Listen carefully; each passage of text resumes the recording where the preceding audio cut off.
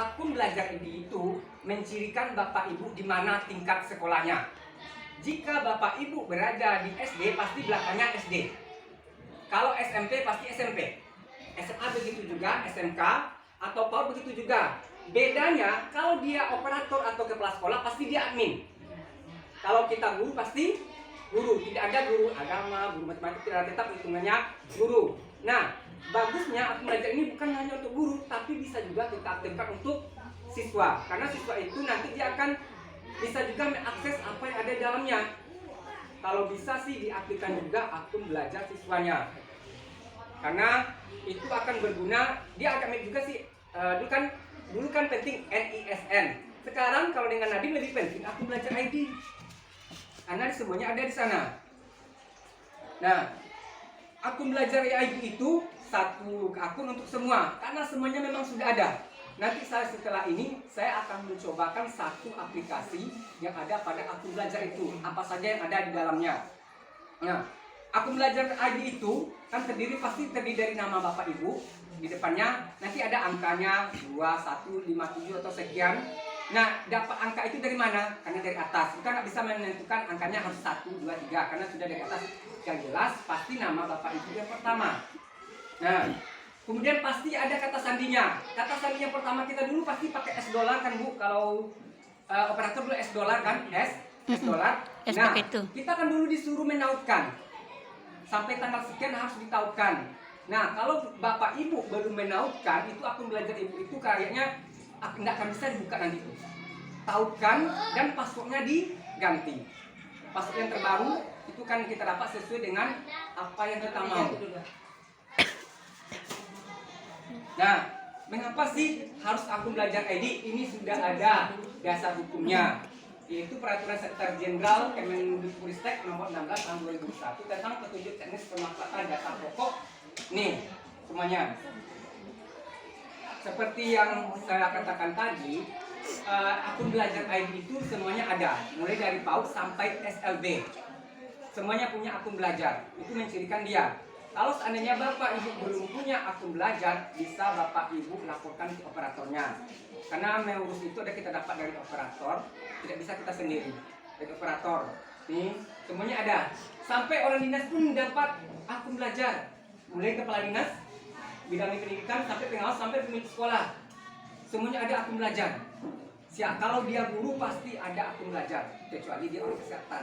Tidak ada, karena ini programnya adalah untuk pendidikan. Nah, seperti yang saya katakan tadi, kalau dia anak PAUD pasti belakangnya PAUD. Kalau kita SMP atau SD pasti belakangnya SD atau SMP. Kalau dia kepala sekolah pasti admin. Kalau dia TU juga admin. Kalau di SMP TU berarti admin juga.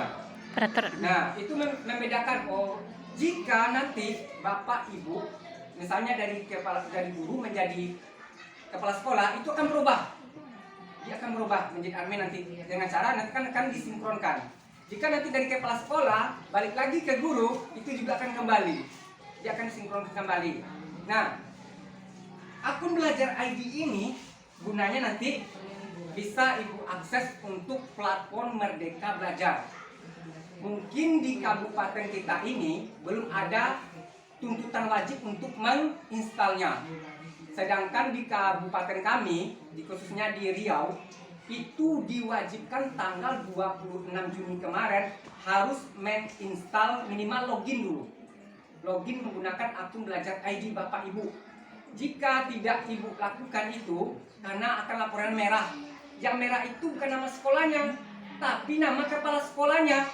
Karena kepala sekolah tidak mengisi platform Merdeka Belajar. Kepala sekolah itu hanya orang yang menerima laporan dari Bapak Ibu. Nanti di sana akan dituliskan sekolah Bapak belum melakukan login. Kemudian sudah melakukan login, belum menyelesaikan modul. Sudah melakukan modul tapi belum menyelesaikan aksi nyata. Dia banyak dalam platform Merdeka Belajar itu. Kalau Bapak Ibu yang sudah membuka, dia di dalamnya ada video inspirasi. Apa sih Merdeka Belajar itu seperti apa? Jadi sebenarnya Bapak Ibu di platform Merdeka Belajar itu kalau nggak ikut juga dengan yang di lapangan, yang di video itu lebih jelas. Saya sendiri biasanya jarang mengikuti yang webinar, biasanya saya video lebih paham saya di sana. Karena di sana menjelaskan Merdeka Belajar itu seperti apa. Karena lengkap videonya di sana. Memang di platform Merdeka Belajar itu ada tugasnya yang akan Bapak Ibu kerjakan dan dapat sertifikatnya.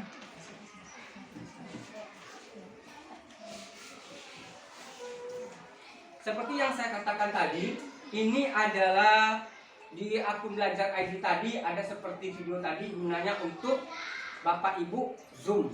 Yang di sebelahnya ini adalah yang sekarang, Merdeka Mengajar. Mungkin Bapak Ibu bisa menginstal aplikasinya dari sekarang, Merdeka Belajar itu. Semuanya dalam tetap loginnya pakai akun Belajar ID. Karena sekarang itu yang digalakkan itu akun Belajar ID. Nah, yang di sebelahnya itu juga ada kelas lain, semua lengkap, semuanya ada. Apa yang Bapak butuhkan semuanya ada di sana. Nah, ini tadi. Kemana sih akun Belajar ID ini kita gunakan? Yang pertama untuk mengakses platform Merdeka Belajar. Kalau seandainya Bapak Ibu tidak memiliki akun Belajar, tidak akan bisa menginstalnya. Karena syarat utamanya itu harus punya akun Belajar ID tadi. Nah, di dalamnya itu lengkap. Sebenarnya Ibu tidak usah bingung-bingung. Pergi ke KPN dengan sosialisasi, nah cukup di video itu lengkap. Karena yang disosialisasi di KPN itu juga orang itu kan masih meraba-raba. Kalau yang video dari dinas itu biasanya lebih lengkap. Nah, kemudian bisa mencari rapor pendidikan. Rapor pendidikan itu mengenai kegiatan sekolah Ibu. Nanti mungkin mirip dengan waktu kami operator dulu, apa namanya, Yanti? PMP. Mirip dengan PMP rapor belajarnya. Kemudian bisa menanya bos, tanya bos, masalah keuangan bos, bisa juga dicek di sana.